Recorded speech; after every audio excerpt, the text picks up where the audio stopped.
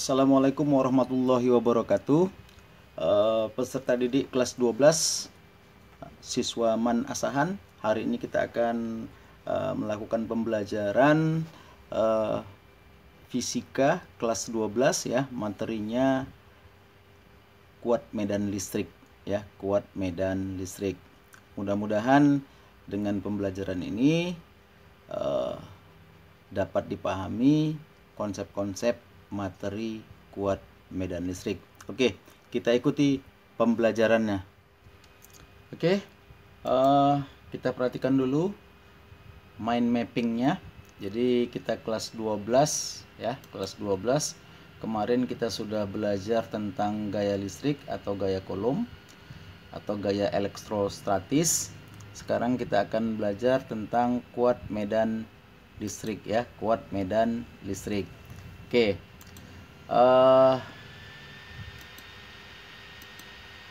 Kita mulai pembelajarannya. Jadi kita bicara tentang medan listrik. Apa itu medan listrik?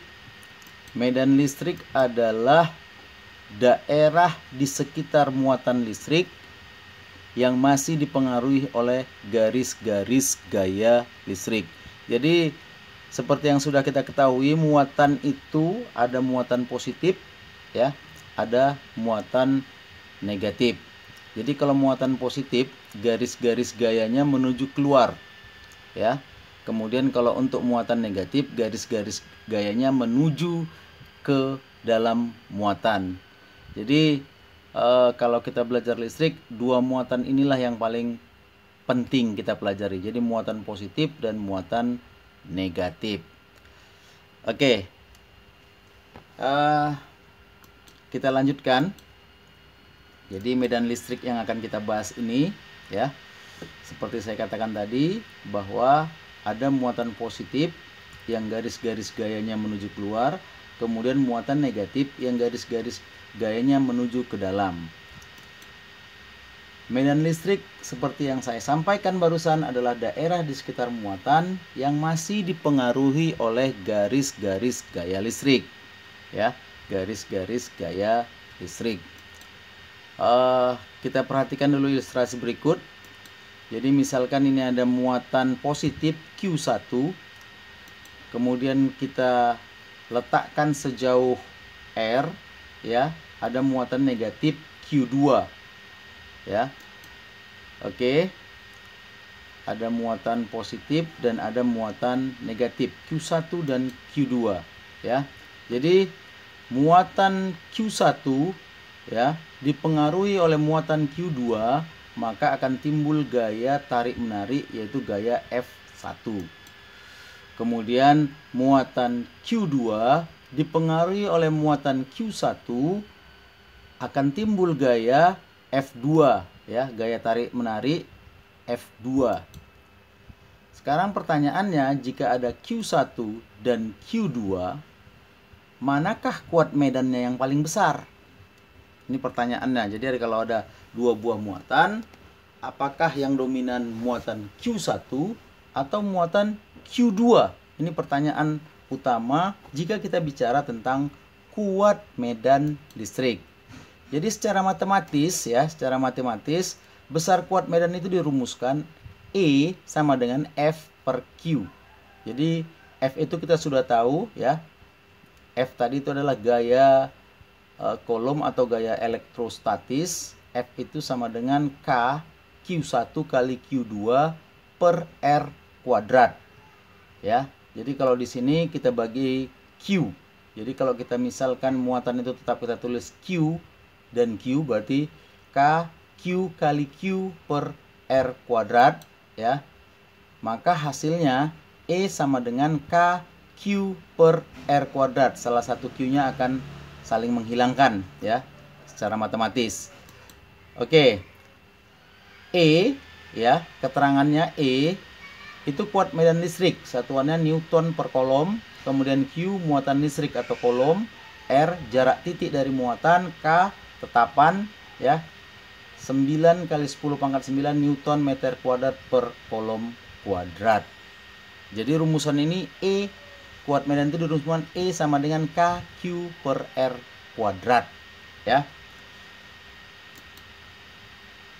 Sekarang kita akan menentukan kuat medan magnetnya, ya. Jadi misalkan ada muatan positif Q1, kemudian ada muatan negatif Q2, ya.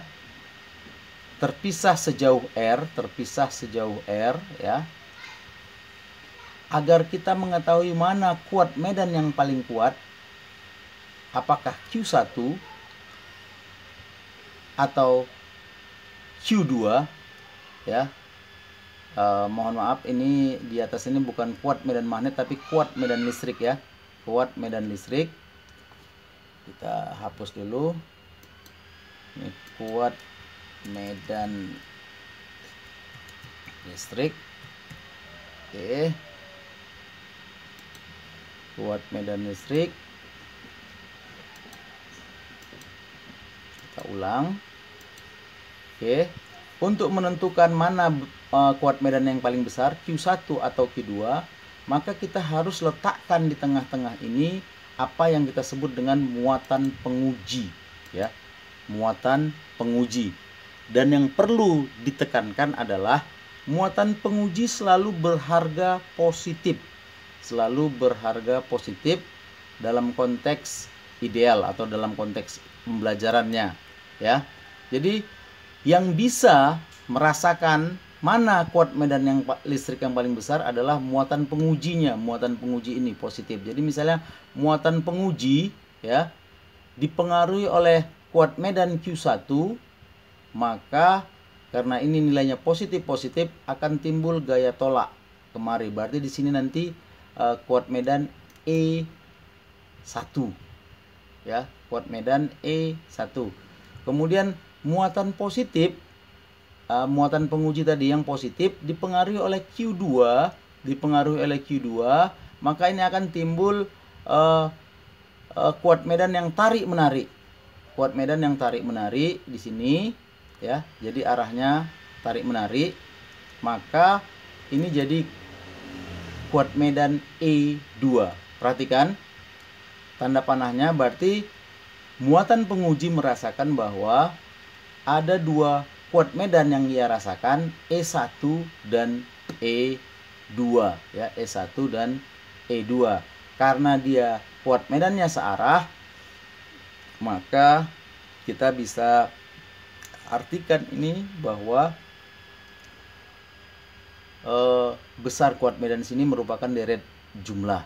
Jadi kita jumlahkan E1 tambah E2. Jadi kuat medan di titik P itu sama dengan kuat medan E1 ditambah kuat medan E2, atau EP sama dengan K Q1 per R1 kuadrat dikali K Q2 per R2 kuadrat.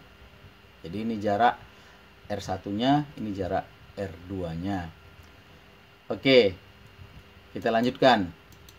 Jadi misalkan ada sebuah muatan positif Q1, ya. Kita ulang lagi. Kemudian ada muatan positif lagi yang lain Q2, ya. Lalu kita letakkan muatan penguji di tengahnya, ya, dengan R1 antara kuat medan listrik penguji dengan kuat medan Q1, kuat muat listrik Q1, itu kita sebut R1. Kemudian antara muatan penguji dengan muatan Q2, itu kita jaraknya kita sebut R2, ya. Oke, jadi misalkan lagi muatan penguji dipengaruhi oleh muatan Q1, maka karena nilainya positif akan timbul gaya tolak, berarti ini nanti E1, ya, kuat medan E1. Kemudian medan muatan penguji dipengaruhi oleh muatan kedua, ini juga sama-sama positif, maka akan timbul kuat medan kemari E2. Jadi perhatikan, untuk besar kuat medan di titik P, ya, di titik P itu E1 dan E2 arahnya berlawanan.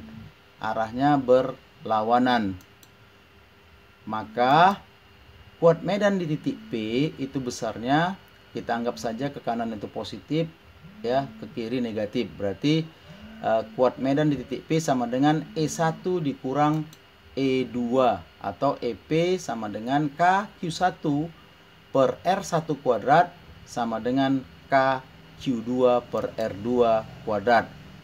Oke, contoh soal. Ya, kita coba sebuah contoh soal. Hitunglah kuat medan listrik di titik P yang berjarak 3 cm dari muatan positif 8 kali 10 pangkat minus 9 kolom. Oke. Yang pertama ada sebuah muatan Q, ya. Kemudian dipisahkan sejauh R dari sebuah muatan penguji. Oke, berarti besar kuat medannya E1 kemari karena tolak menolak, ya, tolak menolak. Inilah nanti kuat medan sekaligus sama dengan kuat medan penguji. Oke, berarti EP sama dengan KQ per R kuadrat. EP sama dengan K-nya 9 kali 10 pangkat 9 kali 8 kali 10 pangkat minus 9 per jaraknya tadi 3 cm, berarti 3 kali 10 pangkat minus 2 dikuadratkan.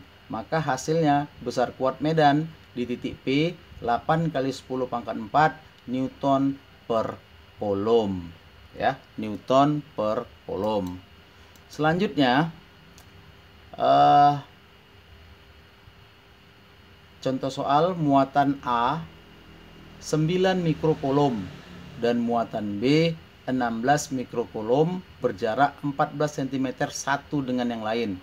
Tentukan A letak titik C yang memiliki kuat medan 0 dan B gaya yang dirasakan muatan Q 2 mikrokolom yang diletakkan di titik C tersebut. Jadi penyelesaiannya ada 3 buah muatan. QA 9 kali 10 pangkat minus 6 kolom, QB sama dengan 16 kali 10 pangkat min 6 kolom, R sama dengan 14 cm. Jadi bagian A, letakkan titik C yang kuat medan listriknya 0. Dapat digambarkan seperti gambar ini, ya. Seperti gambar ini. Jadi kita letakkan sebuah titik penguji sini C, ya. Kita anggap nanti kuat medan listriknya sama dengan 0.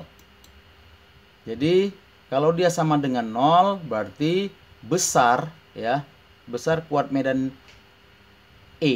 listrik A itu sama dengan kuat medan listrik EB. Jadi E1 atau EA sama dengan EB. Jadi kalau begitu berarti rumusnya QA per RA kuadrat sama dengan QB per RB kuadrat, sehingga hasilnya nanti kalau secara matematis kita dapat 9 kali 10 pangkat minus 6 dibagi X kuadrat sama dengan 16 kali 10 pangkat minus 6 dibagi 14 dikurang X dikuadratkan. Kenapa begitu? Karena X di sini itu adalah kita anggap jaraknya kita tidak tahu, ya, kita anggap jaraknya tidak tahu. Tadi antara QA ke QB itu jaraknya 14 cm, ya, 14 cm. Jadi kalau kita letakkan muatan C, maka kita andaikan antara QA dengan QC itu X, maka otomatis antara muatan C ke QB itu jaraknya 14 kurang X, ya, 14 kurang X. Oke, kedua ruas dibagi 10 pangkat minus 6 dan diakarkan sehingga diperoleh hasilnya 3 per X sama dengan 4 per 14 kurang X. Lalu kita kali silang, 3 dikali 14 kurang X sama dengan 4X. Maka 42 sama dengan 7X. Berarti X sama dengan 42 dibagi 7 sama dengan 6 cm. Oke, jadi jarak C 6 cm dari QA atau 8 cm dari QB. Itu cara menyelesaikan jika kita harus menentukan jarak suatu kuat medan agar kuat medan pengujinya sama dengan 0. Peserta didik sekalian, kita lanjutkan ya. Yang B-nya, berapakah gaya yang dirasakan muatan Q ya sama dengan 2 mikrokulom yang diletakkan di titik C tersebut. Jadi kalau kita letakkan titik C dengan muatan tertentu, berarti nanti gayanya adalah titik C dipengaruhi QA. Ya, dia positif-positif, berarti gayanya tolak menolak. Berarti F sama dengan Q EC. Ini rumus yang di awal tadi, berarti Q-nya berapa? Dari sini tadi sudah tahu. Q-nya 2 mikrokulom, artinya 2 kali 10 pangkat minus 6 dikali EC. Karena di situ 0, maka gayanya juga 0. Ya, karena hasilnya tadi udah dikasih tahu bahwa kuat medan di titik C itu sama dengan 0. Karena rumusnya F sama dengan Q E, maka hasilnya 2 kali 10 pangkat minus 6 dikali 0 sama dengan 0. Oke, peserta didik, untuk latihan di rumah mohon dikerjakan di buku catatan seperti informasi sebelumnya ya, dikerjakan di buku catatan. Kemudian untuk hal-hal penting dari penjelasan ini juga silahkan catat di buku catatan atau cari di buku referensi fisika kelas 12 yang lain ya.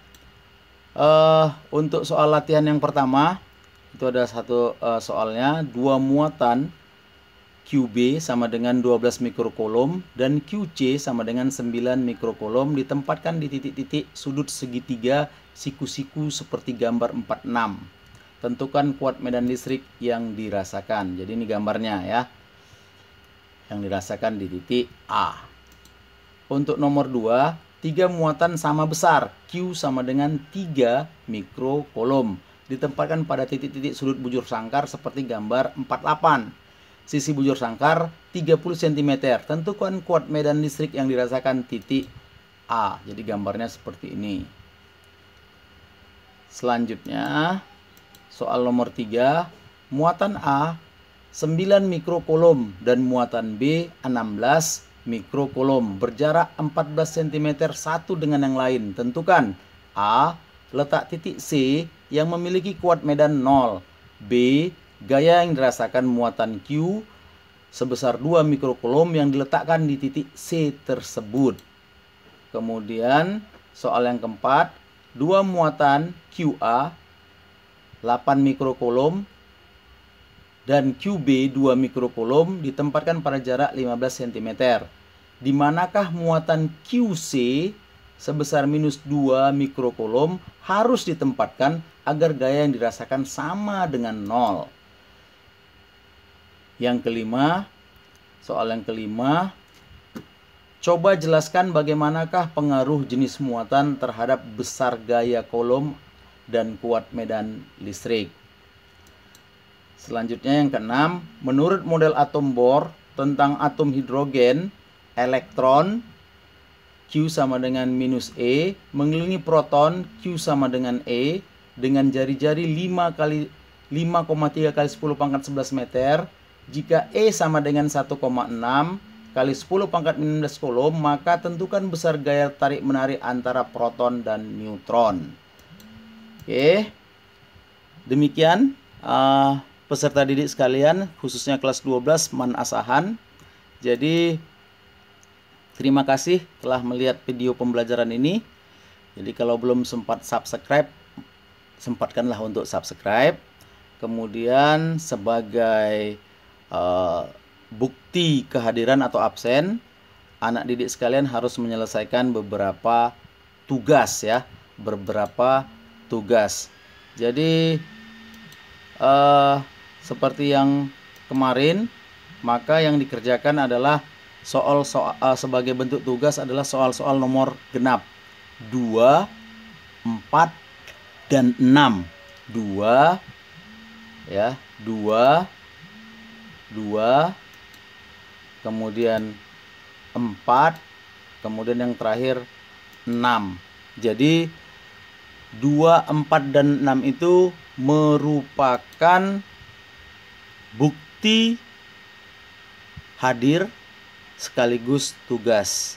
Jadi 2, 4, dan 6 itu selesaikan di buku catatan, kemudian foto, lalu upload ke grup WA. Kapan waktunya? Seminggu setelah pembelajaran ini. Jadi jangan buru-buru. Seminggu setelah ini berarti Selasa depan, ditunggu sampai jam 9 malam seperti biasanya.